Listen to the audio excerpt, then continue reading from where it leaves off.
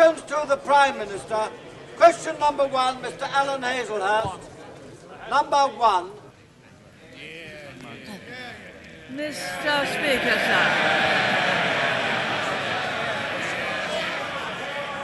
Mr. Speaker, Order. This morning I had a number of meetings, and after my duties in this House, I shall continue to reply to some of the 30,000 letters that have so far been delivered to Downing Street in the last few days. Alan Hazelhurst. Mr. Speaker, sir, if this is to be the last occasion on which my right honourable friend answers questions from that dispatch box, may I express the appreciation of this side of the House, and hopefully the whole House,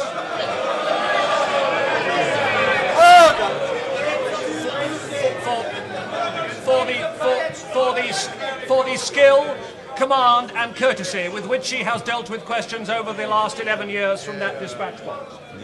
Mr. Speaker, can I ask my honourable friend if she is aware that Stansted Airport's new terminal is to open in March of next year, and the main road serving it will not be available until 1995, and the rail link serving it will not be of adequate capacity until that same year? Would she agree that if we are to get more public acceptance for amongst communities which have major developments thrust upon them, it would be better for essential infrastructure to come sooner rather than later? Mr. Speaker, I am grateful to my honourable friend for his kind words. With regard to Stansted, it is of course close to the M11, and I understand that the British Airports Authority is building a dual carriageway road to connect the new terminal to the M11, and that should be ready by March next year. And also I understand that British Railway is building a track to connect the terminal to the Liverpool Street station and has already ordered rolling stock, and that too should be ready by March next year. So I hope that will satisfy the last question to my honourable friend that I shall answer. Mr. Neil Kinnock. Speaker. Mr. Speaker.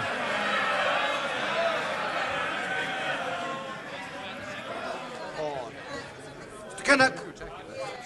Mr. Speaker, would the Prime Minister be good enough to tell us which of the policies that she leaves to her successor she now thinks should be scrapped? Mr. Speaker, I am happy that my successor will carry on the excellent policies that in fact have finished with the decline of socialism and have brought great prosperity to this country, which have raised Britain's standing in the world and in fact have brought about a truly capital-owning democracy. But, Mr. Speaker, if the Prime Minister thinks that nothing should be changed, can she tell us why on earth all of those now competing for her job are desperately wriggling around trying to find a way out of the poll tax trap?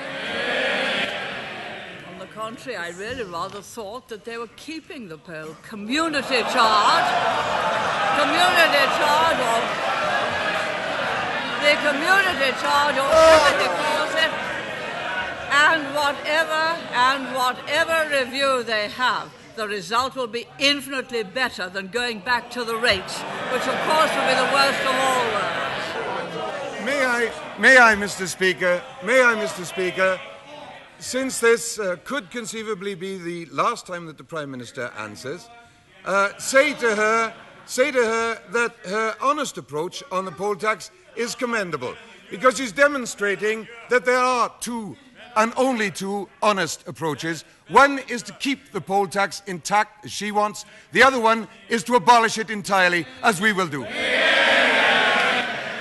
Mr. Speaker, that is not correct. As with any new tax, one always both reviews it and continually amends it. I would have thought the right honourable gentleman would have known that after this time.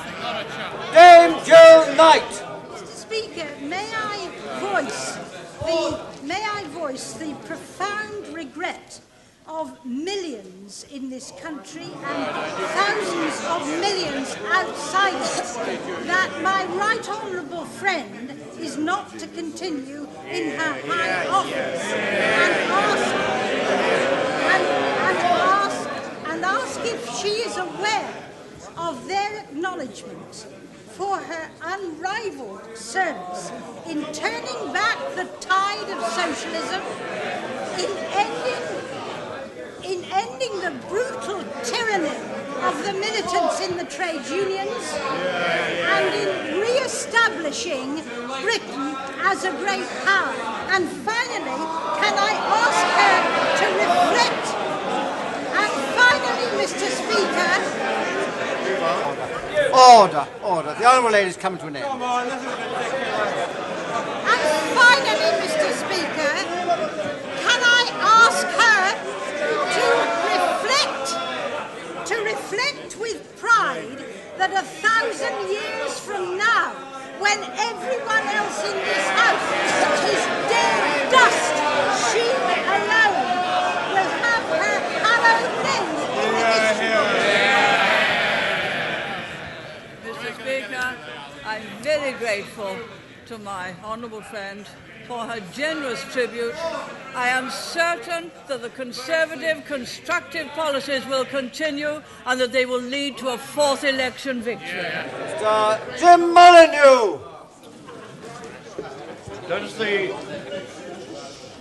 Does the Prime Minister recall an important debate in November 1985 when relations between us were a little strained? Does she recall that I used these words addressing her in that debate? Millions of our fellow British citizens throughout this nation feel that the Prime Minister has a lasting contribution to make to the destiny of this nation. Is the Prime Minister now aware that the vast majority of those people would wish that contribution to continue? The right honourable gentleman is very generous indeed. I think they will continue from the back benches as they have continued from the front benches. Mrs. Maureen Hicks.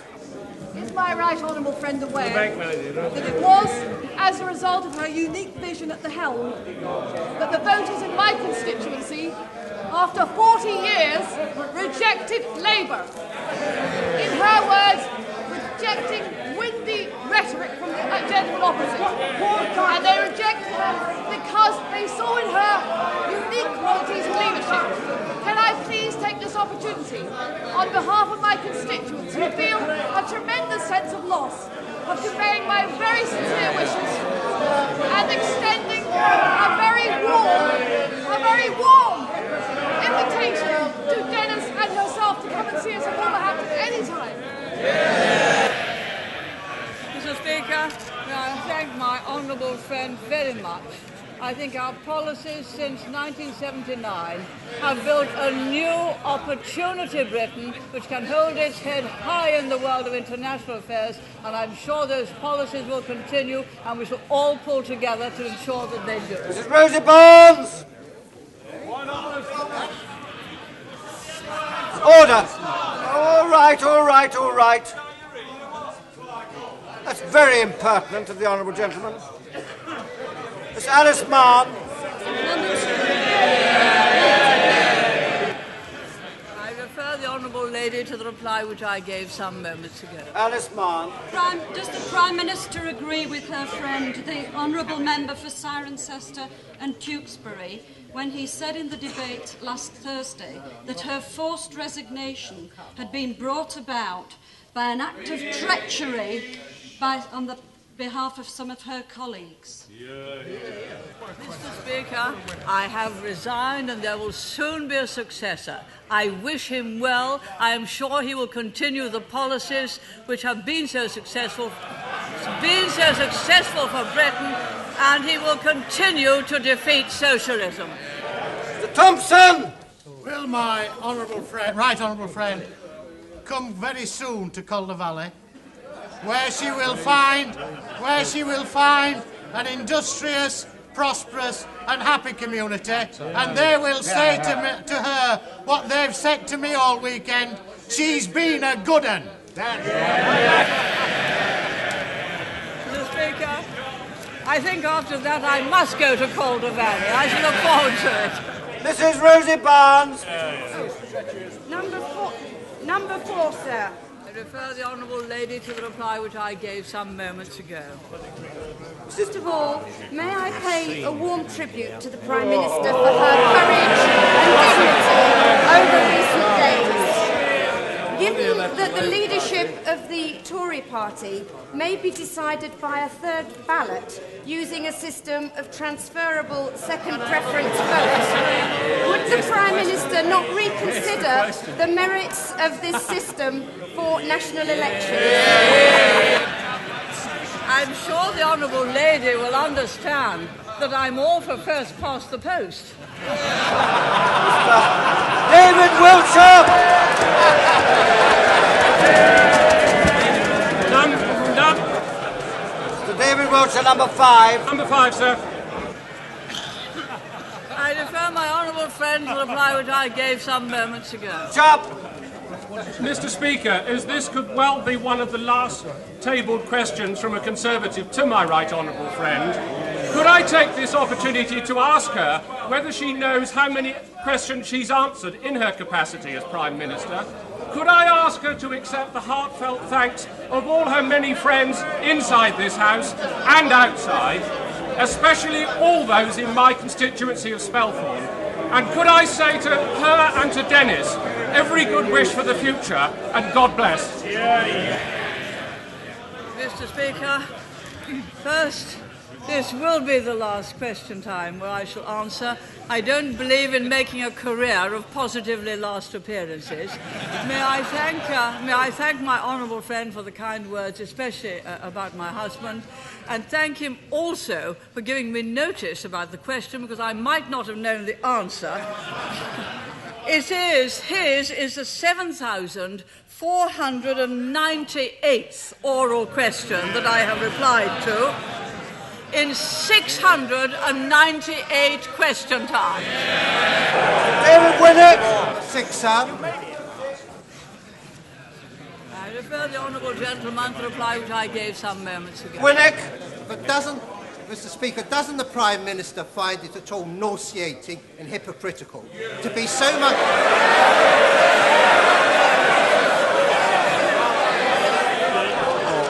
Order! Order! Come along. Prime Minister find it the height of hypocrisy and nauseating to be so much praised by Tory MPs when last week 152 of them stabbed her in the back. 200 voted for her. Well, really, the honourable member wasn't exactly complimentary on my last appearance, was he? No, I don't find it nauseating. I find it very refreshing. Mr. Maxwell Hislop! Will my right honourable friend, while she is still Prime Minister, write and leave signed by her a minute of the proceedings of the heads of government within the EEC so that her successor can endeavour to protect Britain's long-term interests in the valiant and effective manner that she has always done. Mr. Speaker, I can assure my honourable friend that all the proceedings are very well minuted and documented, and I most earnestly hope that the traditions of this House, which is the oldest democracy and the oldest parliament in the community, will be fully upheld, because they ensure accountability to the people. Mr. Kevin Strang. Number 7, sir. Refer the honourable gentleman to the reply which I gave some moments ago. Gavin Strang.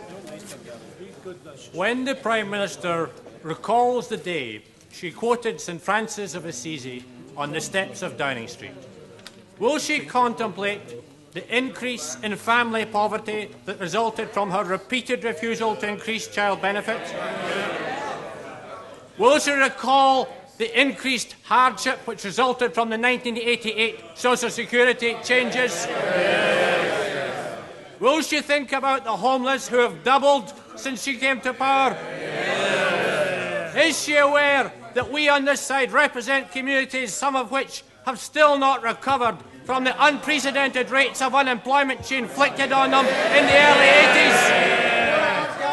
Are these some of the reasons why she'll go down in history as the Prime Minister who rewarded the rich and punished the poor?